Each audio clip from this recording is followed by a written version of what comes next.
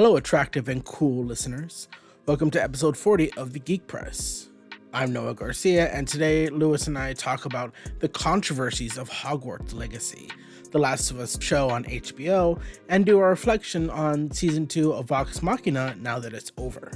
If you enjoy what you're listening to, please don't forget to like, rate, subscribe, follow us, and leave us comments across all social media platforms. We appreciate your time and attention. See you in a bit. Hello, ladies and gentlemen, boys and girls. My name is Luis Gutierrez, and we are back after our little hiatus. I had a lot of work to do.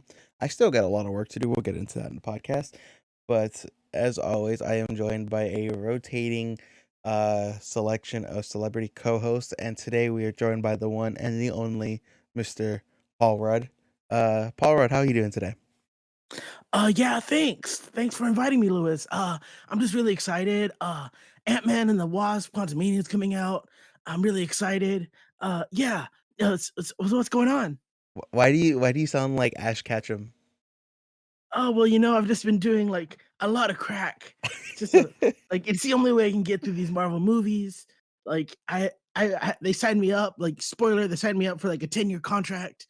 And I have all the money in the world, but I'm a slave. I'm a slave. Now this was going into like Rick and Morty. I was about to say, I was be like, I'm a slave, Lois. I'm a slave. That's my poor audition to be Rick. Hi, everyone. I'm Noah Garcia. I am the co-host of the Geek Press Podcast. And every week I am subjected to impromptu to improv a bunch of random celebrity voices, half of which I've never heard before. So fun. And we got a doozy of a podcast this week. So I think probably before we kind of get this started, I just kind of want to say, I think this goes without saying, but I just want to kind of like cover our bases. This will make sense in like literally a couple minutes after I say this. Noah and I, in no regards, are like transphobic, nor are we like homophobic. Noah is a member of the LGBTQ plus community. I have dated someone who, not at the moment, but it's a long story. I've said this before with my friends. I've dated someone who like I ended up identifying as a trans man, and we like to consider ourselves allies in all of this. That being said, we are going to talk about Hogwarts Legacy. And if you guys are unaware of that, it's the latest installment in the Harry Potter franchise, and there has been a lot of discourse on this game. Some extreme, some not so extreme, and I get both ends of the spectrum on this. But Noah, do you want to talk about this a little bit before I kind of jump in? And because you were actual preface, like you grew up liking Harry Potter and stuff, right? I've had an interesting relationship with Harry Potter in the sense that very young I clung onto the movies. It kind of went along with like what I consider like the trifecta of the early 2000s, like Lord of the Rings, Star Wars, Harry Potter. Like I feel like Yu-Gi-Oh! That was like I mean, a movie. But as a young kid, I just grabbed onto Harry Potter, which is funny because I grabbed on around like the fifth book maybe, and my dad would buy me and my sister books, and my sister would get really angry, and she's just like, "He's only liked it for a month. Why are you buying him all the books? I've been reading it since it came out." And that was always funny. Gotta love gatekeeping, right? Oh yeah, and at the time he worked at Walmart, so he would always bring us home like merch that he would like stave in the back whenever they got like stuff. That's super cute. And books and stuff. It was very cute, and I loved it. But I was a big Harry Potter fan. I'm a Hufflepuff. But as I kind of grew as a person, I didn't exactly stick with it. This is gonna sound pretentious as hell, and I understand that. But as I've read like other books and other series and like comics and manga and video games, I've just kind of like preferred other magical systems. Like I would say if you want to get out of your Hogwarts like mindset, Harry Potter mindset, I have two books here I'd suggest. Lev Grossman's The Magicians, which is sort of like if Harry Potter went to university and was a complete asshole, Huh. and at the end of the book he realizes like, oh, I've been a piece of shit, like to everyone. Like that's kind of the magicians. Like there's most books, and then I would say if you like what's Stranger Beasts? What's the other one? Beasts? Fantastic Beast. Fantastic Beasts. V.E. Schwab's A Darker Shade of Magic involves like a magician traveling between like magic New York and regular New York. So Darker Shade of Magic and Magicians are the two books I'd recommend. But I think it's interesting revisiting Harry Potter and J.K. Rowling and all this because I'm kind of out of the fandom, but I can understand those that are still attached to it. Because for a lot of people, it was a part of their childhoods, and not saying that they didn't grow up, but as they grew up, it's something that they've decided to stick with. Whereas some readers like me have just like, this magic system kind of sucks. Let me Yeah. find other. And no hate on you if like you've stuck with it growing up. Yeah. If you're a fan of the podcast, long listener, Mhm. you would know Noah and I have stuck with Star Wars, and we'll probably stick with it to the end of times, for better or worse. Mhm. But yeah, but hold on, I want I'll to go say for off it. the bat really quickly that while of course these discussions of transphobia and anti-Semitism, we are not discrediting any of these allegations. However, if you are someone who is doxing, harassing, and yelling at streamers and like threatening to hurt them or anything like that, sites of violence, we do not support that. We can all Yeah, have like a decent discussion and talk to people. I have seen some streamers that like after seeing their audiences don't want them to play the game, they don't play the game. But I have seen some streamers that just get berated and yelled and bullied online. And I understand your frustration and anger, but we can try to be better. yeah, Although if you're angry, I'm not gonna like judge you for being angry because there's plenty to be angry about. yeah. So I just kind of want to like just preface this too. Mhm, I Obviously I'm not a game developer or anything, so I'm not on like the dev team, but I am working on the game coverage. I've been working with IGN on the guide, and mhm, it's one of those things where like I just obviously I'm talking about it now, but you won't catch me talking about it on Twitter. And I've just seen like some stuff on like online where it's like other journalists, like people have like mhm, try to hack into their emails, try to like get into their accounts. And I'm mhm, just like, what the fuck? What did we do? Like I kind of I'm like, dude, like we're literally just doing our job. Like this is what we're getting paid to do, is to work on this, and you're like taking your frustration out on us. Like mhm, we're not your enemy in this regard. I know a lot of people love to shit on games journalists. There's a lot of meme culture in it, I will admit, but this is not one of those times where you do that. Like this is like you could dunk on games journalists for a number of reasons, but like just to like work on a guide or like something like that, like come on, like mhm, it's so like it's so fucked up. And mhm, like one of my editors even approached me. He was like, "Hey, do you want your name attached to this guide?" And mhm, I was like, honestly, like I know I'm probably gonna get shit for this, but yeah, just mhm, be not because I want to be like, yeah, look at me, I'm owning the libs kind of thing. It's mhm, like, no, this is the only way I could easily prove I fucking worked on this. Like, mhm, like if I say no, and let's say for whatever reason, knock on wood, this never happens, but like my editor gets laid off or loses their job for whatever reason, I got to jump through all these hoops to prove that I did what I did. You know, like mhm, this is a clear cut proof of like, here's some back catalog of my work that I can put on my resume. And I'm just like, fuck, like it's just there's I don't I have a lot of thoughts going into my head, so it's hard for me to like really articulate it. But mhm, I understand the frustration, like if you grew up as a Harry Potter fanatic, and then essentially like your George Lucas comes out and says like, says some vile says some vile shit, you would feel betrayed. But at the same time mhm, too, it's like I see this, it's like people like don't buy the game, support trans organizations, stuff like that, which is, yeah, put your money where your mouth is. I've seen a lot of people on Twitter do that, but at the same time too, I'm like, as like I always cringe when I say this, but like I Mhm. like as a gamer, I would say too, like, kind of like don't gatekeep games, let people enjoy what they want to enjoy.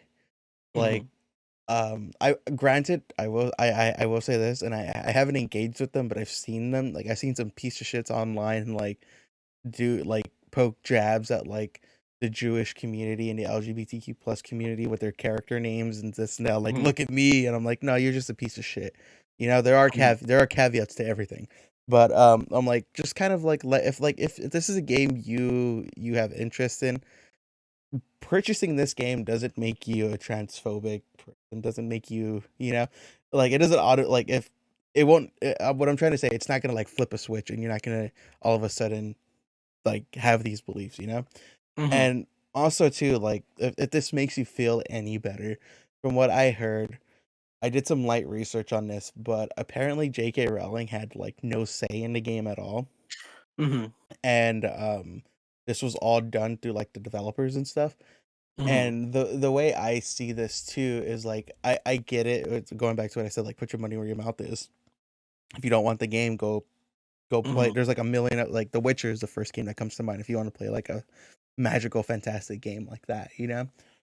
Mhm. But like at the same time, like, there are actual like video games. There's a fuck to it takes a village to make a video game, just like it takes a Mhm. village to make a movie. And if you're not buying this game because of like the creator, like the like, I keep going back to I keep saying they're George Lucas, but you get what I mean when I say Mhm. that. But like, George Lucas did create Harry Potter, this is true. but you get the analogy I'm making, right? Mhm. Yeah, like just because they're George Lucas went and said some shit like this, like, it's gonna hurt everyone else. Like, a lot of these devs like rely on like bonuses, like, if the game sells like a certain amount of units, or if the game reaches like a certain, like a specific rating, like on Metacritic, which is like Rotten Tomatoes for video games. And like, if like there's certain thresholds that like developers rely on for that, Mhm. and the more it sells, the more it's gonna like potentially open up jobs, because then like Warner Brother Games is gonna be like, hey, let's make some DLC. Fucking Jane and Joe Blow, come on back, we're gonna hire you again for this. It creates like more jobs, and I feel like too, it just kind of like hurts the developers in that sense. Mhm. And I sympathize a lot with that, because especially like in the games industry, like, it's so fucking competitive. Talking like, Mhm. at least from my perspective, like, finding a job on the journalist side is so hard and it's so competitive, and I can only imagine how it feels on the actual dev side. So Mhm. My favorite Joe Blow, who was attached to the game, was their ex lead developer who had an anti-feminist YouTube page. That was pretty funny. yeah, so that's another thing I'm happy you brought that up Mhm. too. Like, that being said, there are things you can critique the game for. Like that, for instance. And like, we were kind of talking about this privately in a group chat. Mhm. That's the Very civilly. I was happy with how civil we were. Yeah, like, of course we were like, shooting the shit with each other like we Mhm. usually do, but we had a pretty good conversation. But that too, that's a problem at large, where Mhm. like I was telling you, uh, a lot of, that's what I hate to say this about the games industry, but it's like, it very much has like a frat bro culture in a sense, Mhm. like, if you're a man, and like specifically kind of like more like a white man, you could get away with a lot of shit, apparently. And that's a larger problem that needs to be addressed. But like I said, there are if you're gonna attack the game, it was very much like my whole like Trump approach. If you're gonna Mhm. if you're gonna talk shit about Trump, just there's plenty of things to talk shit about Trump on. Just make sure you do the right things, or else it just kind of like looks disingenuine. Mhm. I will ignore that rule though because I will tell people that Trump eats babies.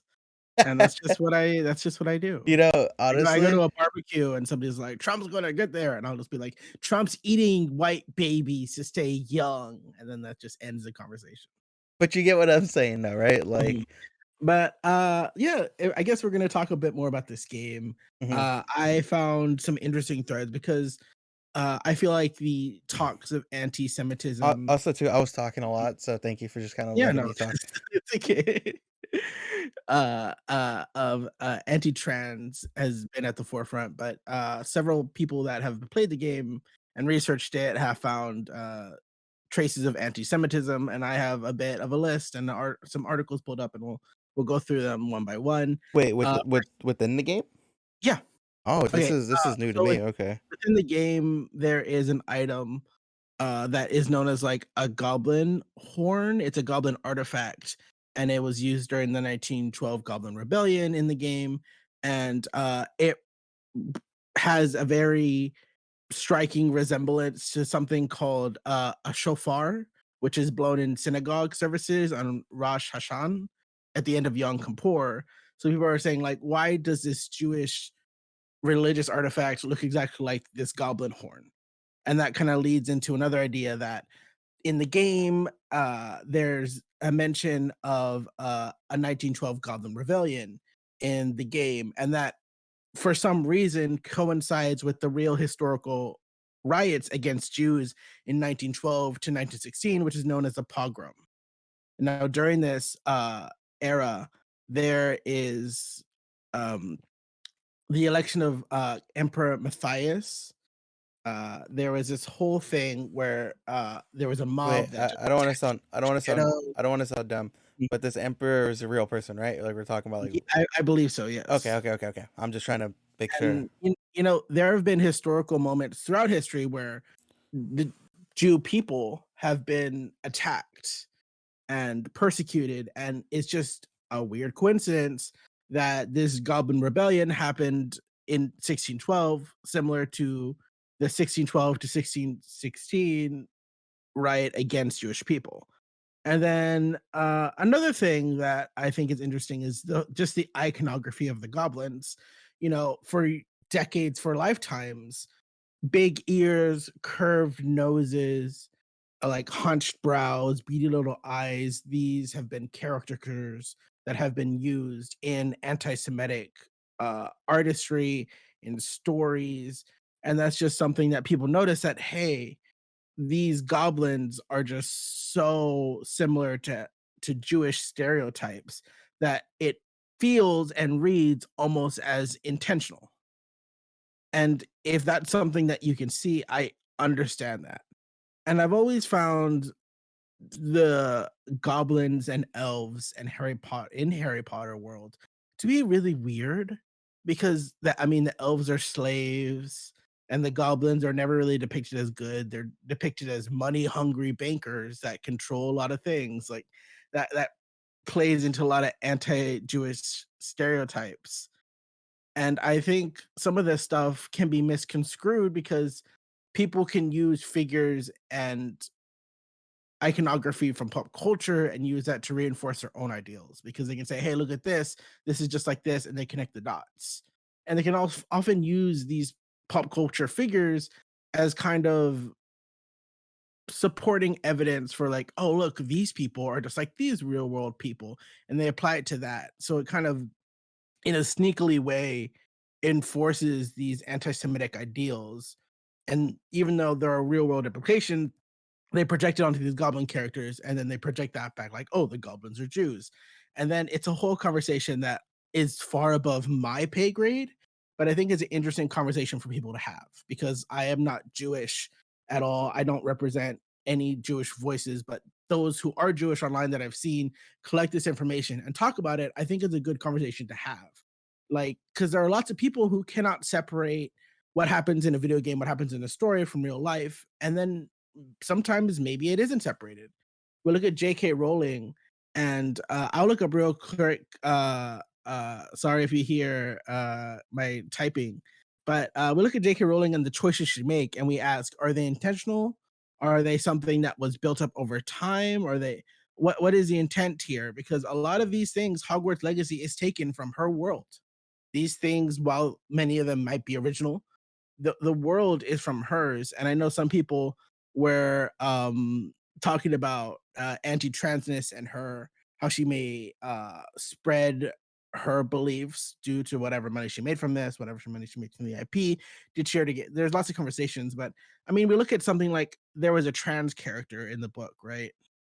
And the character is named Serona Ryan, and they're an NPC. And people were criticizing that because, like, why is this person's name Sir? Why is their last name Ryan? And then it's not even stated that she's a trans woman. It's just through dialogue that she's talking like, "Oh, I didn't realize who I was before."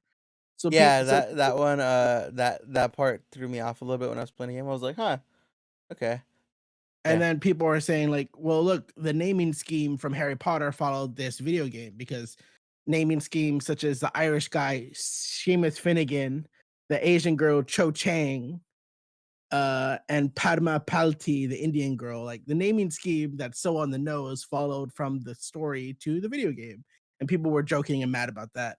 So I think that there's lots of things to kind of poke fun at and talk about, and I think it's an interesting conversation.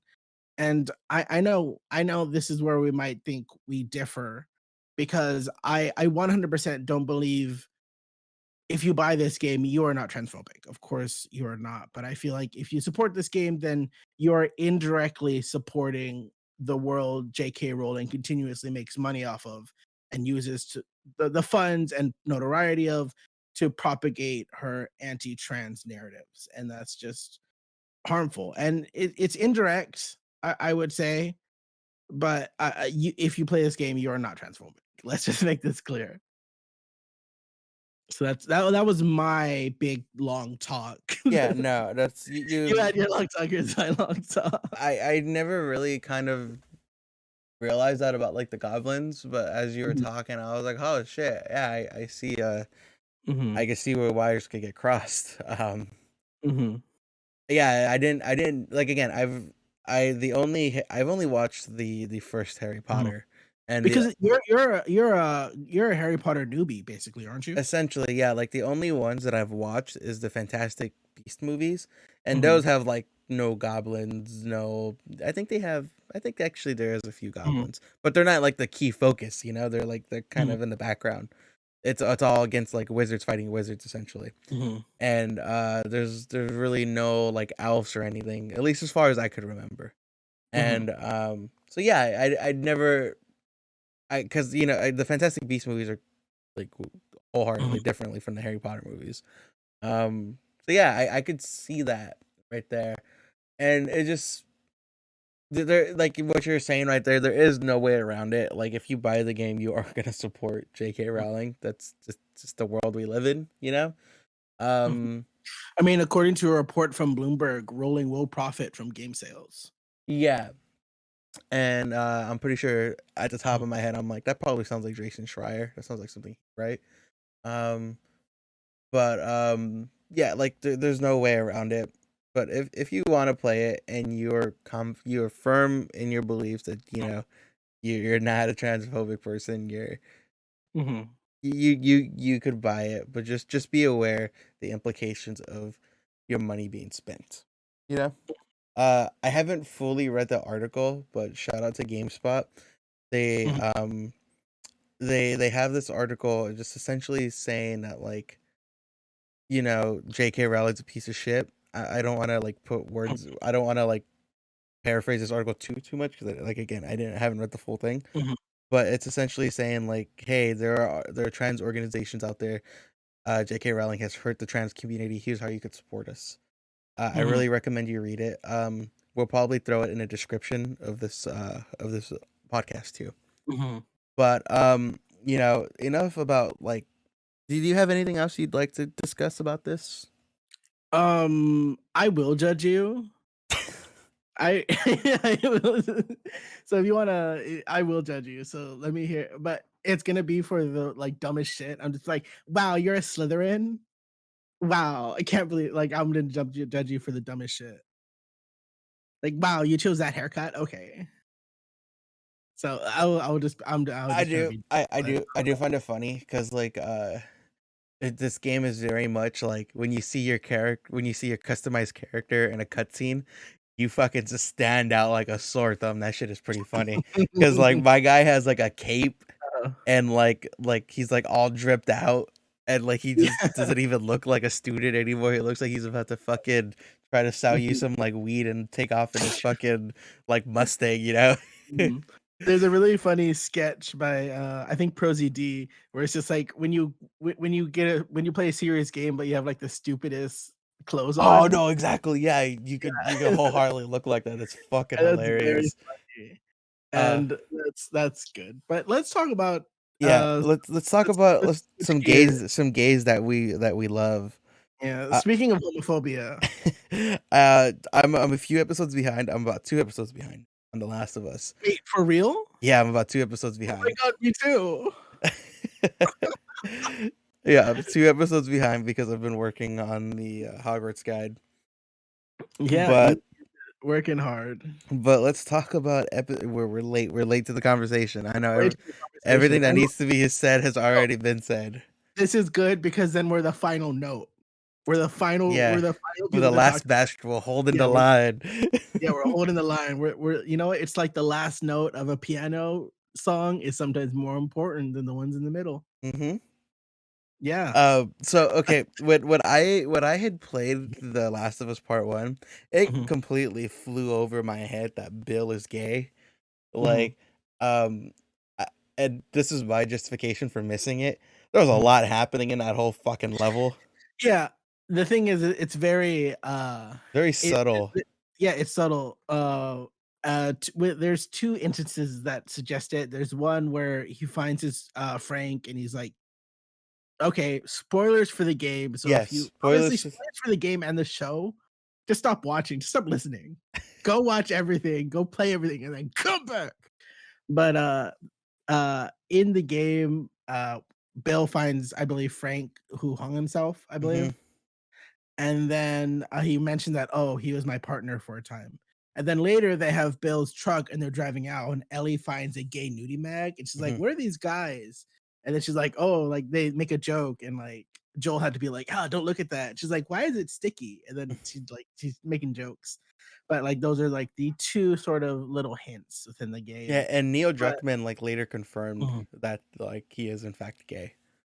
Which is it's so crazy seeing people have such a visceral reaction Hmm. because they are not ready for Ellie and they are not ready for the second game. No, There's a lot more gay coming, yeah, folks. like to kind of like backtrack a little bit, like when in the game when he was like this was my partner, I Mhm. interpreted it as like, oh, they're partners, like you know how Same, you and I are like podcast partners. I exactly. was like, oh, okay, and I was like, oh, he's that, like, oh, you're gay. And I was like, Okay. I'm so fucking dumb. How did that just I fly know over my what head? you are. You got the gay, don't you? You're part of the Skittle Squad, aren't you? But one thing about like I nearly okay now we're talking about the show. I nearly fucking cried watching that episode. Mhm. Like that shit was good. And I Oh my god. on Twitter I follow a lot of games journalists. Every single one that I had like notifications on for, they were all saying like a big reason why we gave the show like a 9 out of 10, a 10 out of 10 was because of this episode. Mhm, Everyone was like, "This episode is probably some of the best television you're ever gonna watch because mhm. it's so good." I have a friend, a father figure, Diego Crespo from the Waffle Press, Yeah. who's never invited me on one of his shows, but his friend Gina Versa has. So shout out to Gene. And he didn't care for The Last of Us. And let me tell you, if he doesn't like this episode, then I think I'm just gonna not. Then he is actually a homophobe. Then he's